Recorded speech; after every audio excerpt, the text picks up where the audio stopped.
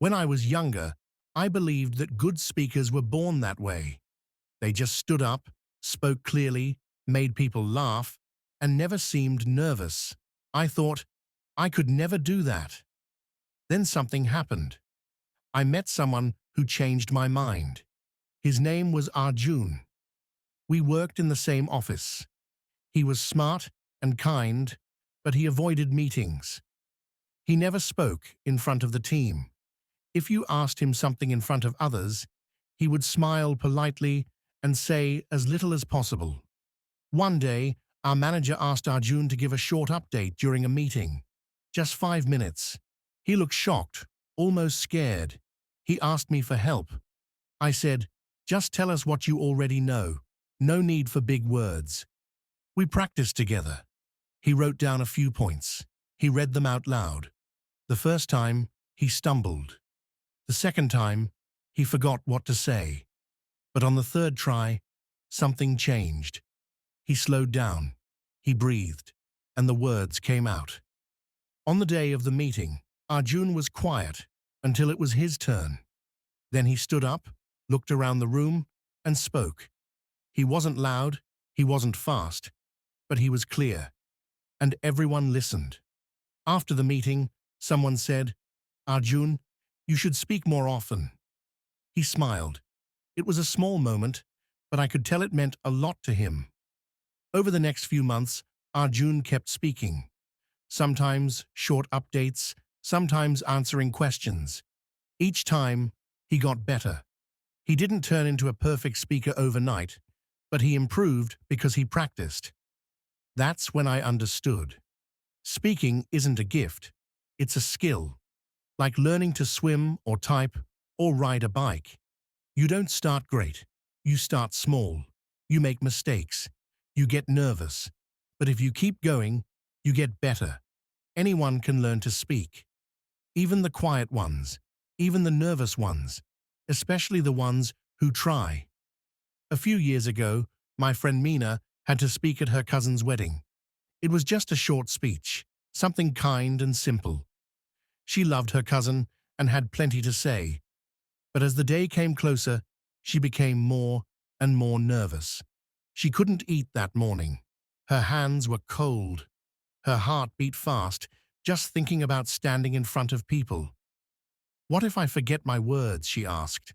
"What if everyone stares at me?" She kept asking, "Why am I so scared? It's just talking." But it didn't feel like just talking. That night, after the wedding, we sat down and talked. She said something that stuck with me. I wasn't really afraid of speaking. I was afraid of being judged. That's what it often comes down to. We fear people laughing at us. We fear silence. We fear saying the wrong thing or looking silly. We're not afraid of speaking itself. We're afraid of how people might react. When Mina finally gave her speech, she stumbled a little in the beginning. Her voice shook. But then she smiled, looked at her cousin, and just spoke from the heart. People clapped. Some even had tears in their eyes. Afterwards, she said, "That wasn't so bad." And it wasn't. Fear feels big, but once you face it, you see it more clearly. It's not the words, it's the worry. And once you understand that, it becomes easier to move past it. Ravi had always been the quiet one in the group. He was friendly and smart, but when it came to speaking in front of others, he would avoid it completely. One day, his manager asked him to present a small report during the weekly team meeting. Just 5 minutes. For days, Ravi couldn't stop thinking about it. He imagined forgetting his words, everyone staring at him, maybe even laughing. The night before the meeting, he barely slept. In the morning, he called his older sister. She used to get nervous too, but now she gave talks all the time. She told him, "It's okay to be nervous, but you can still do it. The trick is to take small steps." Ravi decided to try. He didn't aim to be perfect. He just focused on breathing slowly and speaking clearly. Before the meeting, he read his notes out loud a few times. Not to memorize, just to feel comfortable. When his turn came, his hands were a little shaky, but he stood up. He looked at his team, took a breath, and spoke. Not fast, not loud, but he got through it. People nodded. A few even smiled. When he finished, his manager said, "Good job, Ravi." That was it. Just those words. But they meant everything. Later he told me I was still nervous, but I did it anyway, and next time I'll be less nervous. That's the truth about nervousness. It doesn't always go away completely, but it gets smaller each time you face it. You don't have to wait until you feel brave. Just take one step and then another. Little by little, you'll see you're stronger than you think. Aisha was chosen to speak at her school's farewell ceremony. It was a big moment. Parents, teachers, and students would all be there. When she found out, she smiled politely, but inside, she felt like running away. She wasn't used to standing in front of a crowd. Her hands would sweat even when answering a question in class. She thought about saying no, but something stopped her. She wanted to try, so she started small. She wrote down what she wanted to say. The first version was messy and too long. She crossed things out, added better words, and slowly shaped it into something that felt like her. Then she practiced, not once or twice, but again and again, in front of a mirror, to her younger brother, to an empty room. She timed herself. She fixed the parts that didn't sound right. Every time she spoke it out loud, her voice grew steadier. The day of the ceremony arrived. She was still nervous, but not frozen. Her paper was in her hand, just in case, but she hardly looked at it. When she stood at the microphone, she didn't rush. She breathed. She remembered the pauses. And she spoke clearly. When she finished, people clapped. Some of her classmates gave her a thumbs up. Later, a teacher told her, "That was one of the best speeches today." It wasn't magic. It wasn't luck. It was preparation. Quiet, steady work before the moment came. That's what gave her confidence. Confidence doesn't come from being fearless. It comes from being ready. When Sam was asked to speak at his friend's birthday party, he felt excited, but also nervous. He wanted to say something nice, but wasn't sure how to start. So, he went home and stood in front of his bedroom mirror. At first, his words felt awkward. He stumbled over sentences and forgot what to say next. But he didn't give up.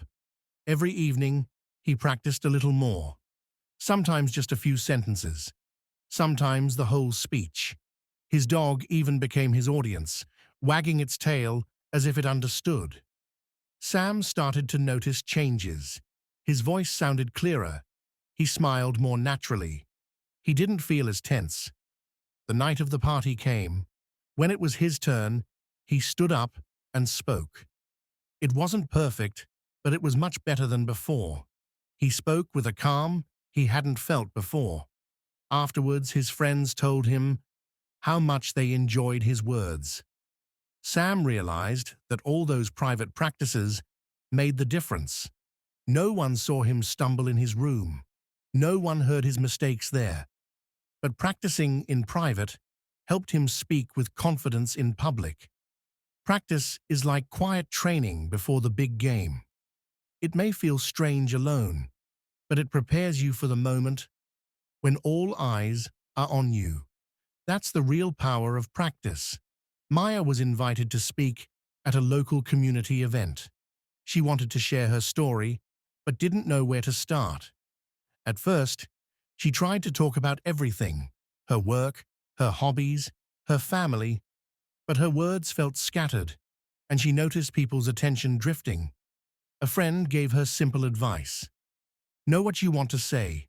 Pick one main idea and stick to it. Maya thought about it and realized she really wanted to talk about how she learned to be kind to herself during tough times. She focused on that one message. She wrote a few sentences, then practiced telling just that story. On the day of the event, Maya spoke clearly about her experience. People listened closely. She didn't have to say everything. She just shared her main idea. Later, someone came up and said, "Your story really touched me." Maya smiled, realizing that knowing what she wanted to say made all the difference. When you focus on one clear message, your words become stronger. It's easier to speak and easier for people to understand and remember what you say. Jay loved to talk. When he got on stage, he wanted everyone to think he was smart and funny. So he used big words and told long stories. But often, people looked confused or checked their phones. After one talk, a friend gently said, "Jay, you sound like you're trying too hard." Jay thought about it. Maybe he was speaking to impress, not to express. The next time, he decided to change. Instead of trying to sound clever, he spoke from his heart. He shared a simple story about a mistake he made and what he learned. He used plain words and didn't worry about being perfect. This time, the room was quiet. People smiled and nodded. Afterward, several came up to thank him. They said his story felt real and easy to understand. Jay realized that speaking to express who you really are connects better than trying to impress with fancy words. When you speak to share, people listen. When you speak to impress, they often tune out. Sometimes the simplest words carry the strongest message. Lena had to give a short talk at her book club about her favorite novel. At first, she wanted to tell everyone about the author, the plot, the characters, and even some movie adaptations. When she practiced, her talk was long and confusing, and she lost track of what she really wanted to say. Her friend suggested, "Why don't you pick just one main idea to focus on?" Lena thought about it and decided to talk only about how the story taught her about friendship. She practiced again, this time, telling just that part. When she gave the talk, it was clear and simple. People listened careful and even share their thoughts about friendship afterward. Lena realized that focusing on one main idea helped her speak clearly. Instead of trying to say everything, she said something important, and that made her words stronger. When you focus on one main idea, your message is easier to understand and remember. It's like shining a light on one thing instead of trying to light up the whole room at once. Emma was nervous before her speech at the charity event. She wanted to inspire people to help, but she wasn't sure if her words would matter. At first, she tried to sound formal and perfect, using fancy phrases she had practiced. When she started speaking, her voice felt flat, and she noticed some people looking away. She stopped and took a deep breath. Then she decided to speak from her heart. She shared why the cause was important to her personally, how she had seen people struggle, and how even small help could make a big difference. Her voice became warmer, her words more natural. People leaned in and listened closely. Some even wiped away tears. After the speech, many came up to thank her and say how moved they were. Emma learned that speaking with sincerity and belief in what you say makes a real connection. When you speak with conviction, your message touches people in a way no fancy words can. People feel it, and that makes them listen. Carlos was asked to explain a new idea to his team at work. He wanted to sound smart, so he used long words and complicated sentences. After his talk, some team members looked confused and asked many questions. Carlos felt disappointed. His manager gave him a tip. Try using clear and simple language. Say it like you're talking to a friend. Carlos thought about it. The next day, he tried again, but this time he used short sentences and easy words. He explained the idea step by step, using examples everyone could understand. This time, people nodded and smiled. They asked fewer questions and seemed excited to start the project. Carlos realized that using simple language doesn't mean you're less smart. It means you want to help others understand. When you speak clearly, your message travels farther and sticks longer. Sometimes the best way to be heard is to keep things simple. Nina was surprised when her teacher asked her to speak in class with only 10 minutes' notice. Her heart raced. How could she prepare so quickly? She remembered a trick her mum once told her. Focus on 3 simple points. She took a deep breath, thought about what she really wanted to say, and picked 3 main ideas. She jotted down a few words for each point on a scrap of paper. Then she practiced quietly in her mind. When it was her turn, Nina spoke clearly, moving from one idea to the next. It wasn't a perfect speech, but it was honest and easy to follow. Afterwards, her classmates said she did great. Nina realized that quick preparation isn't about memorizing everything. It's about knowing your main points and trusting yourself to share them. Even with little time, you can prepare well by keeping things simple and focusing on what matters most. Tom was nervous about giving a speech at his community meeting. He wanted people to listen, but he wasn't sure how to start or finish. His grandmother gave him advice. Start with something that grabs attention, and end with something that people will remember. Tom thought about a story from his childhood that related to the topic. He decided to begin by sharing that story. It was funny and interesting. For the ending, he planned a simple message that invited everyone to take action. On the day, Tom started with the story. People smiled and leaned in. He spoke clearly through the middle and ended with his simple message. After the speech, several people told him how much they liked the way he began and ended. They said it made the talk feel complete and meaningful. Tom learned that a strong opening catches people's attention, and a strong closing leaves a lasting impression. When you craft both well, your whole speech feels more powerful. Sarah was preparing to talk about the importance of kindness. At first, she planned to share facts and quotes she found online, but when she practiced, her speech felt dry and hard to follow. Her friend suggested, "Try telling a story from your own life." Sarah thought about it and remembered a time when a stranger helped her when she was lost in a new city. She decided to start with that story. When she spoke, she described how scared she felt and how the stranger's kindness made her feel safe. She shared what she learned from that moment. People listened closely. They smiled and nodded, feeling connected to her story.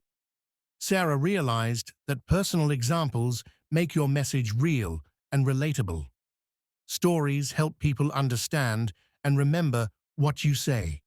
Adding your own experiences can turn a simple talk into something meaningful. It helps you speak from the heart and reach the hearts of others. Raj was asked to speak at 2 very different events in the same week. One was a gathering of young students, and the other was a group of business professionals. At first, he planned to use the same speech for both. At the students' event, he talked about hard work and dreams using simple words and fun stories. The students laughed and asked questions. It went well, but at the business event, his speech felt too casual. People looked confused, and some checked their watches. Later, a colleague told him, "You need to know your audience. What works for one group might not work for another." Raj realized he had to change his words and examples to fit who he was speaking to. For the business group, he used facts and clear points. For the students, he kept it lively and simple. When you know your audience, you can speak in a way they understand and care about. It's like choosing the right clothes for the right occasion. It makes a big difference. When Nina was invited to talk about her favorite hobby, gardening, she felt a bit shy. She worried people might find it boring. But she loved her plants and the joy they brought her. So instead of just sharing facts, she decided to speak with warmth and enthusiasm. She smiled as she talked about the colors of the flowers, the feel of the soil, and how watching plants grow made her happy. Her voice was lively and her eyes sparkled. The audience began to smile. Some even nodded along. Afterward, a few people said they never thought gardening could be so interesting. Nina realized that when you speak with warmth and excitement, you invite others to feel your passion too. Your energy can turn simple words into something special. It helps your message reach people's hearts, not just their ears.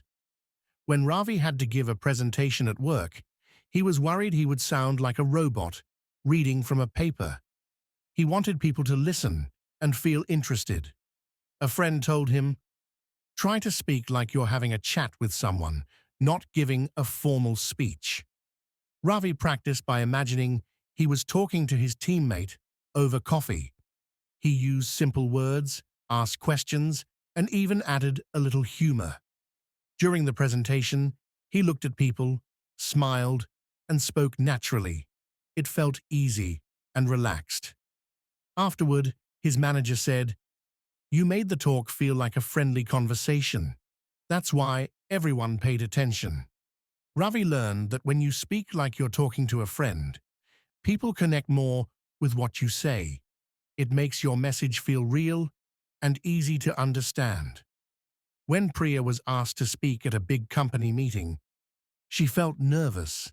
She wanted to make her speech interesting, but wasn't sure how. She remembered a story from last week when she accidentally wore mismatched shoes to work.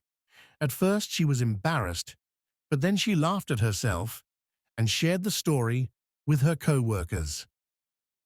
On the day of the speech, Priya decided to start with that story. She smiled and told everyone about her funny mistake. People laughed and relaxed. Then, as she spoke about her main points, she stayed honest and shared some challenges she had faced too. By adding humor and sharing real moments, Priya made her talk warm and relatable. People felt connected to her, not just her message. She learned that using a little humor and showing your human side helps people listen and remember what you say. It breaks the ice and makes speaking easier and more fun. Last year, I watched my friend Samir give a talk at a local charity event. He wasn't just sharing facts. He wanted people to help make a difference. Instead of just telling stories, Samir asked the audience to do something simple. Donate a little time or money, or even just spread the word. He explained why every small action mattered. At first, some people looked unsure, but when he spoke with passion and gave clear steps, many stood up to volunteer, and some handed over donations. Samir told me later, "People want to help, but they need to know what to do. If you just talk and don't ask, they might listen, but not act." Getting action from your audience means giving them a clear, simple step to take. When you connect your message with what people can do, your talk becomes powerful and meaningful. During a community meeting, Neha was giving a talk about a new project. After she finished, someone asked a question that caught her off guard. It was tricky, and she didn't know the answer right away. At first, she felt nervous, but then she remembered advice from her mentor. It's okay to take a moment to think, and to be honest if you don't know something. Neha smiled and said, "That's a good question. I don't have the answer right now, but I'll find out and get back to you."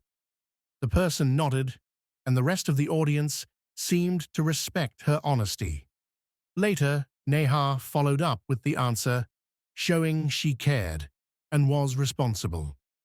She learned that handling difficult questions isn't about knowing everything. It's about staying calm, being honest, and showing you're willing to learn. That builds trust and keeps the conversation positive. Every morning, Liam would chat with his neighbors while walking his dog. At first, he didn't think much about these talks. They were just small moments in his day. One day, he realized these simple conversations helped him get better at speaking. He learned to listen, choose his words, and share his thoughts clearly. When he had to give a presentation at work, he felt more confident because he had practiced speaking every day without even realizing it. Liam's friend told him, "You don't need a big stage to practice speaking. Everyday talks count just as much." Liam saw that using your speaking skills daily, whether with friends, family, or even strangers, helps you improve bit by bit. It makes speaking feel natural and less scary. Speaking isn't just for speeches. It's a skill you use every day, and the more you use it, the better you become. When Olivia gave her first big speech at work, she was proud, but also a little nervous. Afterward, her manager gave her some honest feedback. He pointed out things she did well, but also areas where she could improve, like speaking a bit slower and making more eye contact. At first, Olivia felt a bit discouraged. She wondered if she was really good enough. But then she decided to use the feedback as a tool, not a judgment. She practiced speaking more slowly and tried to connect with people by looking at them. The next time she spoke, she felt more confident and noticed people were more engaged. Olivia learned that feedback isn't about criticism. It's about helping you grow. When you listen and apply what you hear, your skills improve faster. Using feedback is like having a coach by your side, guiding you to become a better speaker step by step. When Sam started college, he was shy and afraid to speak in front of others. At first, he avoided chances to talk, but then he joined a small club where everyone encouraged each other to share their thoughts. At first, Sam spoke only a little, but he kept trying, week after week. Sometimes he made mistakes or forgot what to say, but he didn't give up. Over time, speaking became easier and even fun. He learned to prepare, listen, and connect with people. Years later, Sam realized that speaking well was no longer something he had to force. It was a natural part of his life. He understood that building a habit takes time and patience. Speaking well doesn't happen overnight, but with small, steady steps every day, it grows. Sam's story shows that when you keep practicing and learning, good speaking becomes a skill you carry with you for life.